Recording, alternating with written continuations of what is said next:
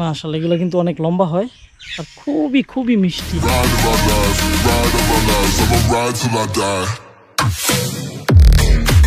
রাজশাহীর হিমসাগর আম। রাজশাহী কিন্তু সেই প্রাচীনকাল থেকেই আমের জন্য বিখ্যাত।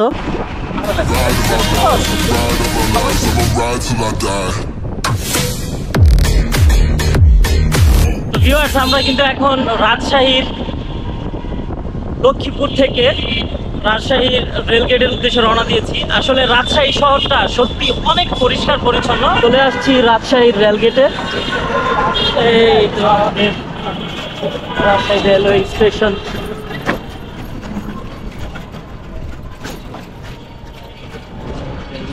হ্যালো এভরিওয়ান, আমি হলাম বঙ্গভাই, খাই দেয় আর কন্টেন্ট বানাই।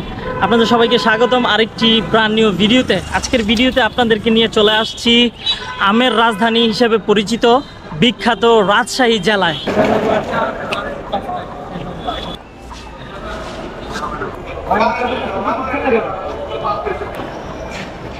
রাজশাহী রেলগেট থেকে আমাদের ট্রেনটা ঢালারচর এক্সপ্রেসে ঢালারচরের উদ্দেশ্যে রওনা দিবে।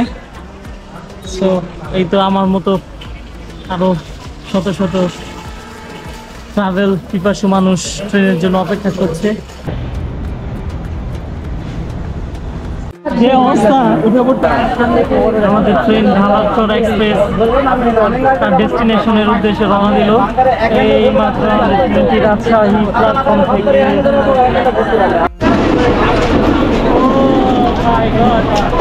আমরা কিন্তু সেই লেভেলের যাত্রী আছি। ঢালারচর এক্সপ্রেসের ছবি অ্যাকচুয়ালি ভিউয়ার্স আমি ভাষায় প্রকাশ করতে পারবো না। আমরা এই রাস্তাটা দিয়ে যাচ্ছি, গ্রামের পাশে যে সুন্দর গ্রামের পরিবেশ, মানে একদম মুগ্ধ হয়ে যাচ্ছে। আমাদের ঢাকা এরকম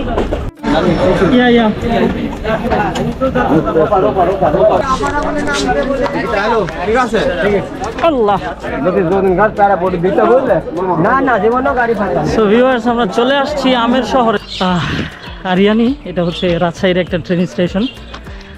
রাজশাহী শহর থেকে প্রায় আধা ঘন্টা ট্রেনে আসার পর আপনারা এই ট্রেন স্টেশনটাতে আসবেন। হ্যাঁ, খুবই সুন্দর একটা ট্রেন স্টেশন, কিন্তু একদম গ্রামীণ পরিবেশে। পিছনে দেখেন সূর্য অস্ত যাচ্ছে। সো আমরা এখন আমাদের ম্যাঙ্গো হারভেস্টিং এর জন্য চলে যাব।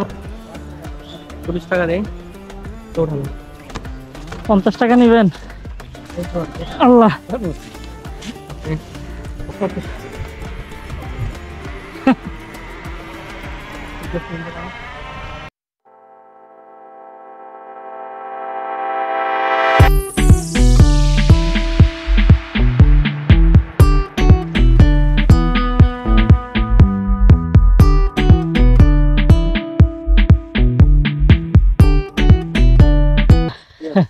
রাজশাহীর আম বাগানে। ওয়াও, মাশাআল্লাহ, সুবহানাল্লাহ, সো বিউটিফুল। ওপস, রাজশাহী আসলে আমের জন্য কেন বিখ্যাত সেটা এখন দুই চোখে দেখতেছি। এই যে কাছে ঝুলে আছে আম। ওয়াও, মাশাআল্লাহ, সুবহানাল্লাহ। ওয়াও, দেখেন কি অবস্থা, মাশাআল্লাহ। পাশে হচ্ছে পাট ক্ষেত, আর হচ্ছে চারিপাশটাতে শুধু আম গাছ, আর আম গাছগুলোতে একেবারে ঝেঁকে ঝেঁকে আম আসছে। আমরা কিন্তু এখান থেকে ম্যাঙ্গো হারভেস্টিংটা করব। এই যে দেখেন আমার পাশে আমের, এই যে আমের অবস্থা, মাশাআল্লাহ। 5 কিলোমিটার এরিয়াটা শুধু আম বাগান। এখানে বিভিন্ন জাতের আম বাগান রয়েছে, আমের গাছ রয়েছে। যেমন এই যে এটা আপনারা দেখতে পাচ্ছেন, এটা হচ্ছে দুধসর আম। ঠিক আছে, রাজশাহীর অনেক ফেমাস একটা আমের জাত। এই আমগুলো কিন্তু অনেক লম্বা হয়। ঠিক আছে, আমি দেখাচ্ছি আপনাদের। এই যে গাছটা, মাশাআল্লাহ, সুবহানাল্লাহ, এই গাছটাতে কিন্তু শত শত আম। ঠিক আছে, সো এই যে দেখেন দুধসর আমটা কতটা বড়। ঠিক আছে, তোতা পাখির মুখের মতো, কিন্তু এই নিচের দিকটা অনেক লম্বা হয়। ওকে, সো এখানে মূলত দুধসর আম আর হচ্ছে খুবই সুমিষ্ট হিমসাগর আমটা চাষ করা হয় বেশি। রাজশাহীতে আমের বাগানে যেখানে হচ্ছে শত শত দুধসর আর হচ্ছে সুমিষ্ট হিমসাগর আমের গাছ, আর সেই আম গাছ থেকে আপনি সরাসরি নিজ হাতে এরকম সুমিষ্ট পরিপক্ক আমটি পারলেন, তারপরে হচ্ছে আপনি উপভোগ করছেন। মানে এটা যে কি একটা ফিল, ঠিক আছে। এই আমটা আমি যতটা খাচ্ছি আমার ভিতরে যাচ্ছে, আমার কলিজা পর্যন্ত ঠান্ডা হয়ে যাচ্ছে, মাশাআল্লাহ। আর এত মিষ্টি। এই যে এখানে কিন্তু ভাইয়ারা আছেন, ভাইয়ারা কিন্তু আম অলরেডি এখান থেকে হারভেস্টিং করতেছেন। আসসালামু আলাইকুম, কেমন আছেন ভাইয়া? আসসালামু আলাইকুম। ভালো আছেন? আলহামদুলিল্লাহ। এবার তো ভালো হয়েছে আমের ফলন নাকি? এবার আম খুব কম, এবার আম নাই তো বেশি আম। তাই নাকি? কিন্তু আমি তো মানে ফার্স্ট টাইম রাজশাহীতে আমের বাগানে আসছি। আম এবার খুব কম কম? আমার মনে হচ্ছে অনেক আম আসছে। নরমালি একটা গাছে কত মন হয় আম? নরমালি এইসব গাছে 5-6 মন করে আম হবে। এই যে গাছে একটু কম ধরছিল, এই গাছে হয়তো 2-3 মন হবে, এরকম আর কি। আচ্ছা, একটা আম গাছে নরমালি 5 থেকে 6 মন আম ধরে। বড় ভাই কি অবস্থা, আম কুড়াচ্ছেন?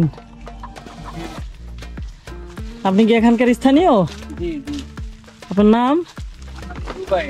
জুবায়ের ভাই। তো এই যে জুবায়ের ভাই কিন্তু এই হিমসাগর গাছ থেকে হিমসাগর আমগুলো একটু আগে এখানে পেরেছেন, এখন আমগুলা কালেক্ট করতেছেন। তো এখানে এই মাটিটা কিন্তু অনেক কাদা মাটি, নরম আছে। হ্যাঁ নরম, এই জন্য কিন্তু এইভাবে আমগুলা পারা হয়েছে। তো এই যে এখানে ক্যারেটের মধ্যে প্যাকিং করা হবে। দেখেন আমগুলো কিন্তু উপর দিয়ে একটু দেখতে যদিও তেমন একেবারে ফ্রেশ সুন্দর না, কিন্তু এটা কিন্তু কেমিক্যাল মুক্ত, একেবারে ফ্রেশ, ঠিক আছে। এই আমগুলোতে কোনো ভেজাল নাই আর খুবই সুমিষ্ট, আপনারা অলরেডি দেখেছেন। সো আর এখানকার আম গাছগুলোও কিন্তু অনেক ছোট ছোট, মানে হাইট অত বেশি না, মাটি থেকে হাইটটা মোটামুটি একেবারে আপনি দাঁড়িয়ে থেকেও কিন্তু আমগুলা পারতে পারবেন। পাকা আমগুলা একেবারে এইভাবে ধরে এভাবে খেতে পারবেন ছিলে ছিলে। তো এই যে দেখেন একটা আম কিন্তু পড়ে আছে, পাখি খেয়েছে মেবি, কিন্তু আমটার সাইজটা বড় হওয়াতে পাখি পুরোপুরি খেতে পারে নাই। কয়েক ঠোকর মনে হয় খেয়েছে, তারপর কিন্তু আমটা নিচে পড়ে গেছে। এই যে তো রাজশাহীতে এরকম হিমসাগর দুধসর আমের বাগানে কিন্তু আমের গাছের নিচে আপনারা আম কুড়াতে পারবেন, ঝড়ের দিন লাগবে না। এমনিতে অনেক মিষ্টি সুস্বাদু আম পাবেন। সো এই আমটা কিন্তু খেতে অনেক সুস্বাদু হবে, যেহেতু পাখি খাওয়া আম, ঠিক না বদ্দা? এটা অনেক মিষ্টি হবে না? হ্যাঁ, তো এই বদ্দাটা হচ্ছে এখানে আমের চাষটা করেন, অনেক পরিশ্রম করেন কিন্তু ওনারা। আসলে এবারের মৌসুমটা একটু ডিফিকাল্ট, কারণ প্রচণ্ড গরম রাজশাহীতে। তবে এর একটা পজিটিভ দিক রয়েছে, সেটা হচ্ছে যত গরম বেশি পড়বে, যত রৌদ্রের তাপ বেশি হবে, আমগুলো কিন্তু তত সুমিষ্ট হবে, ঠিক না দাদা? তত রসালো হবে, ঠিক আছে। তো এই জন্য এবারের রাজশাহীর আমগুলা, বিশেষ করে হিমসাগর দুধসর, অনেক সুমিষ্ট হবে, অনেক রসালো হবে আর অনেক মিষ্টি হবে। আমি অলরেডি 4-5টা আম খেয়েছি, মানে এত রসালো আর এত মিষ্টি, মুখে লেগে থাকার মতো।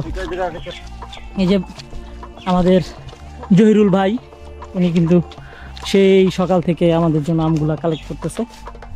সাথে আছে আরেকজন জুবাইর ভাই, খুবই ভালো মনের একজন মানুষ। জুবাইর ভাই হাই দাও।